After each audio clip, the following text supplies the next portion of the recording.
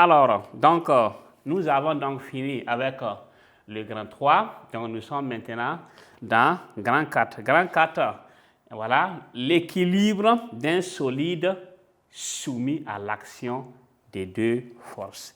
Donc, équilibre d'un solide soumis à l'action des deux forces. Donc, à travers l'action des deux forces, on peut équilibrer un solide. Comment cela se passe? Donc, nous allons voir ça. Deux forces sont en interaction si elles ont, permettez, donc une même direction, c'est-à-dire la même droite d'action, comme la même route. Vous prenez deux véhicules et vous attachez quelqu'un, vous attachez quelque chose au milieu et les deux véhicules, on attache une corde à un des véhicules, on vient attacher à la personne, on attache aussi l'autre et les deux véhicules prennent des sens opposés et la personne est au milieu. Vous voyez que donc, si le véhicule démarre, donc vous voyez que la personne risque d'avoir des soucis. Ça, c'est les deux véhicules sont dans la même direction, mais de sens opposés. Vous voyez, dans une même direction, voilà, une même intensité, des sens opposés. Et un corps soumis à deux forces est en équilibre si les forces sont des mêmes directions, ont des sens opposés et l'intensité donc égale. Ok, donc voilà.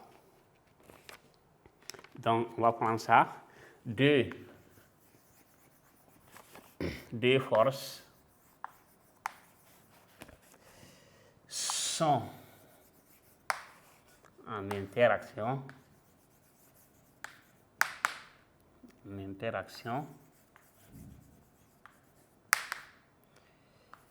si elles ont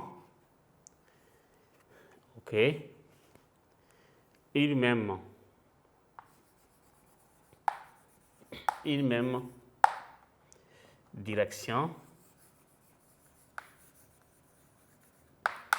même direction, c'est-à-dire la droite d'action, on avait expliqué ça, une même intensité,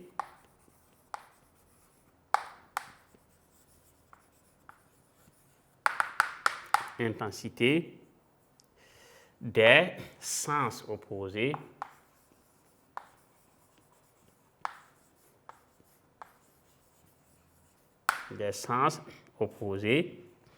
Donc,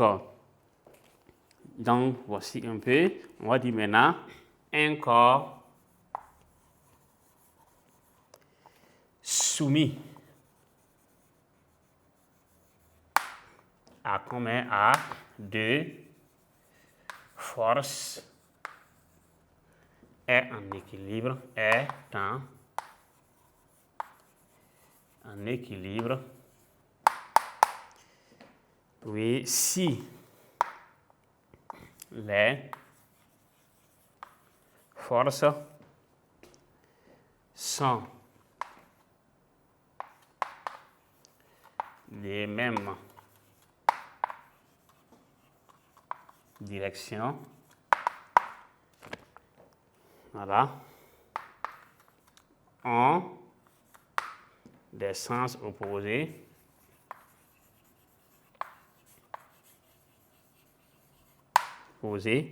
et d'intensité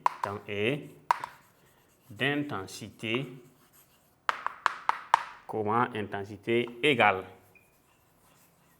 Les intensités sont égales. Donc, on va prendre donc des cas d'exemple. Donc, si on prend un plafond, ok, donc on attache un objet, donc on attache seulement un objet, voilà, donc on va voir, ça c'est un fil, donc la tension du fil qu'on met T, tension T, et il y a le poids qui fait quoi? Direction vers le bas, le poids P surmonté d'une flèche. Et le milieu, on appelle ça centre de gravité, donc grand G. Donc, ça, c'est l'objet. Objet. OK. Donc, voici, si on prend un ressort, et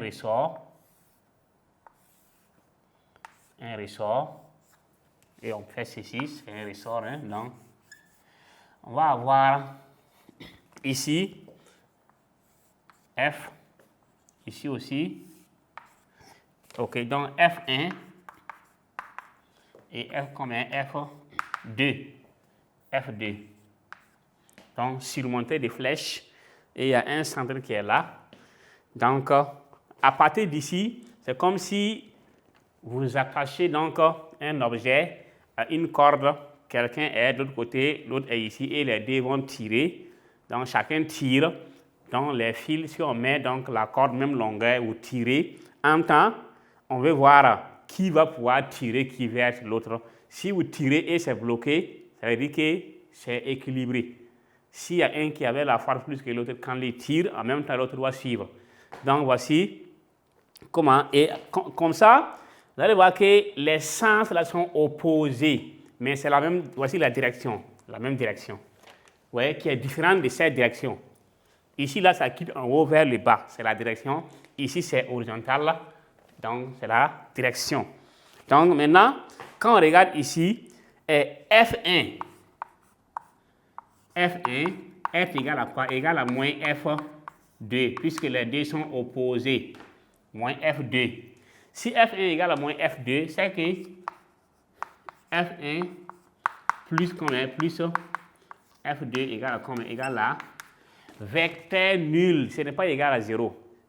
C'est vecteur nul.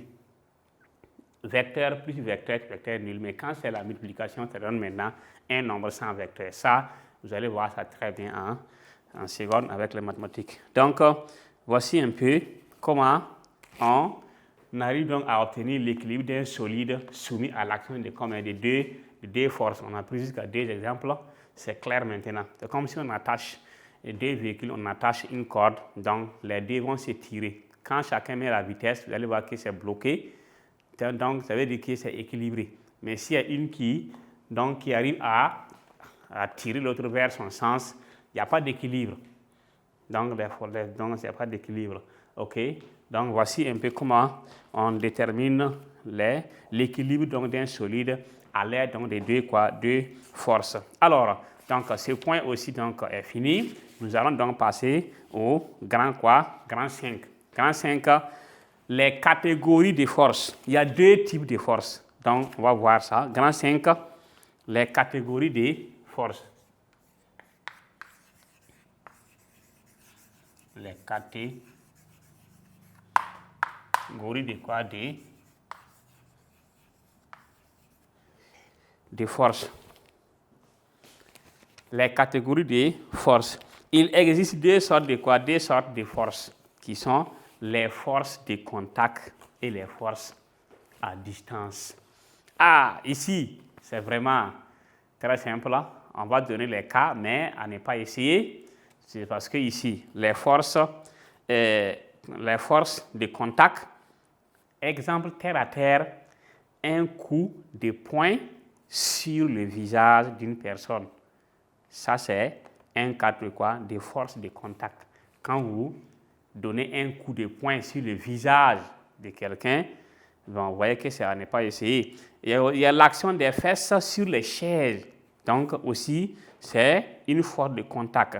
Donc, voilà. Maintenant, les forces donc, à distance, c'est ce qu'on appelle la force magnétique, la force gravitationnelle, la force électrique. Si vous prenez les aimants, donc un aimant que vous prenez, si vous approchez donc un fer, vous allez voir que ça va attirer ça.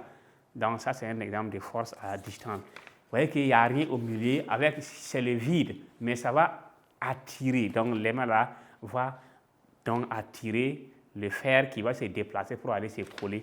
Donc comment cela se passe? Donc ce sont les deux types de forces qu'on a. OK?